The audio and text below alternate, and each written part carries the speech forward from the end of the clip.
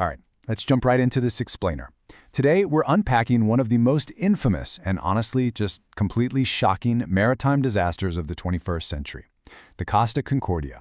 It is literally a story of cutting-edge modern engineering colliding head-on with catastrophic human error, deceit, and, well, a frankly unforgivable lack of leadership.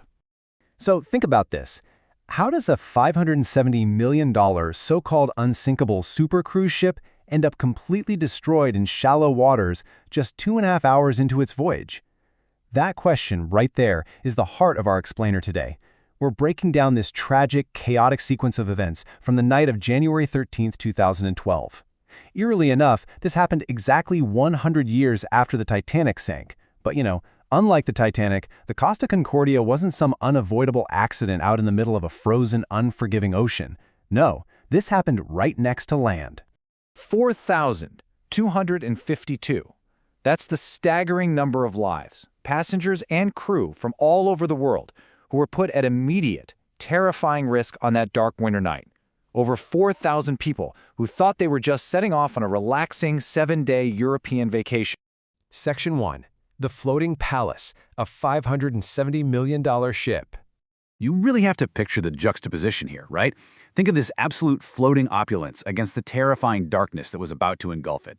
The Concordia wasn't just a boat. It was literally a floating city. It was actually physically larger than the Titanic, carrying 2,000 more passengers.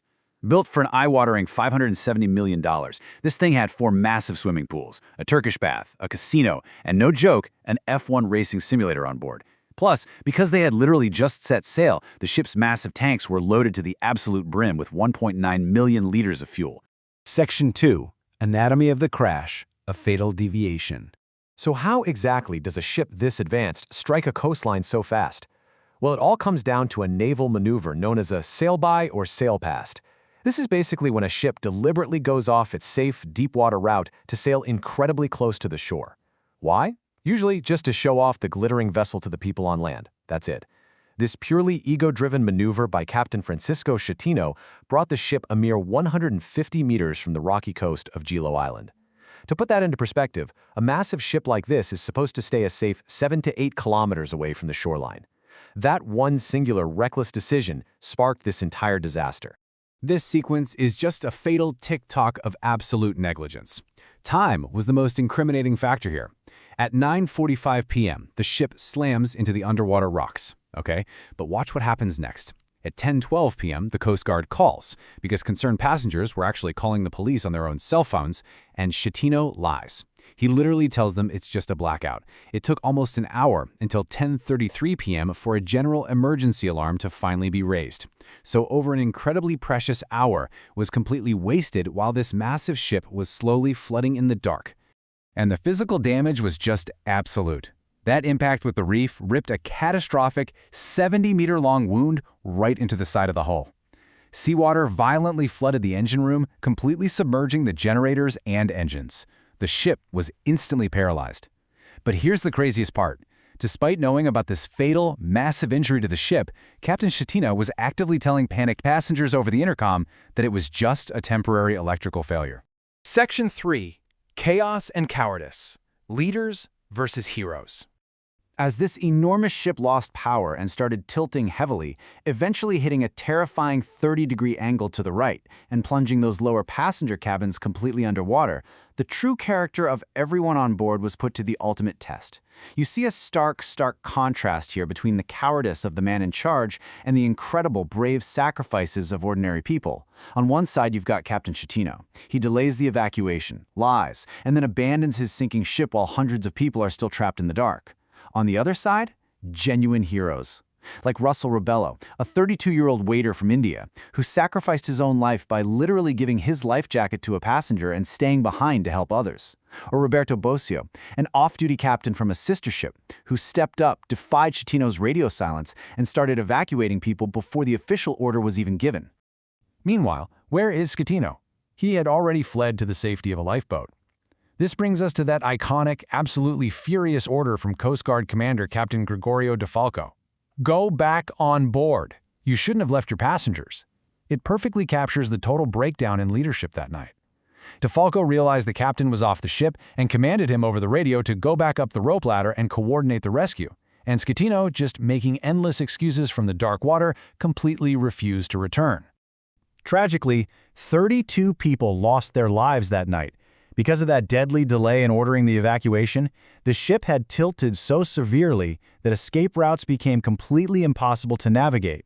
So many of the victims actually drowned while trapped inside their own cabins, pinned in by the immense pressure of the rising seawater right outside their doors. Section 4. Unprecedented Salvage, a $1.2 billion rescue. But the story doesn't end with the sinking. Cleaning up a sunken skyscraper that also happens to be a 1.9 million-liter environmental hazard required an absolute miracle of modern engineering. The real game-changer in eventually moving the mammoth Costa Concordia was the ingenious use of caissons. Basically, these are massive watertight steel boxes welded directly to the side of the submerged ship. First, they fill them with ocean water to act as heavy counterweights. Then, they brilliantly pump them full of air so they act as giant flotation devices. So let's walk through the steps of this mind-boggling 19-month process. Step 1. Because it was winter, the fuel inside the ship had actually turned semi-solid. So they literally had to reheat 1.9 million liters of fuel underwater just to pump it out and avoid an ecological disaster. Then, step 2. A massive team of 500 divers and engineers built huge steel platforms right on the seabed. Step 3. They attached 15 of those giant caissons we just talked about and slowly rotated the ship upright using cables, a crazy process called par-buckling. And finally, step 4, they drained the caissons to float the ship just enough to safely tow it away. When you consider the sheer financial scale of Schettino's mistake, it's just staggering. Salvaging the ship alone cost $1.2 billion. That is more than double what it originally cost to build the thing.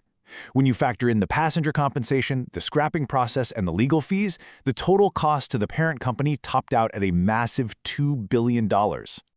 Section 5. The final verdict. Justice served. With the physical wreckage finally towed away to be scrapped in 2017, the legal and moral reckoning took center stage in the Italian courts. And honestly, even under oath, Schettino completely refused to take accountability. He actually offered up this totally absurd excuse, claiming that as the ship tilted 60 degrees, gravity simply took hold, his foot slipped, and he accidentally tumbled right into a waiting lifeboat. Yeah, as you might imagine, the presiding judge didn't believe a single word of it. Ultimately, the justice system did deliver its verdict. Surviving passengers received a ticket refund plus about 11,000 euros in compensation. 5 high-ranking officers who were complicit in the delay got 2 years in prison. But making sure that Captain Coward faced the music, Francesco Schettino was convicted of multiple manslaughter charges, causing a shipwreck and abandoning his passengers. He was sentenced to 16 years behind bars. So take a second to really chew on this final thought. If a multi-billion-dollar disaster can be triggered by a single person's ego, how much blind trust should we place in the hands of those unwilling to admit their mistakes? We put so much faith in systems, in engineering, and in fancy titles. But the ultimate takeaway here is that technology just cannot save us from human arrogance. Leaders who lack the courage to own up to their mistakes and who actively lie to cover them up can sink even the absolute greatest of ships. All right, thank you for joining me for this explainer. I really hope this breakdown helped you better understand the anatomy of this modern disaster. Keep questioning, keep learning, and I'll catch you on the next one.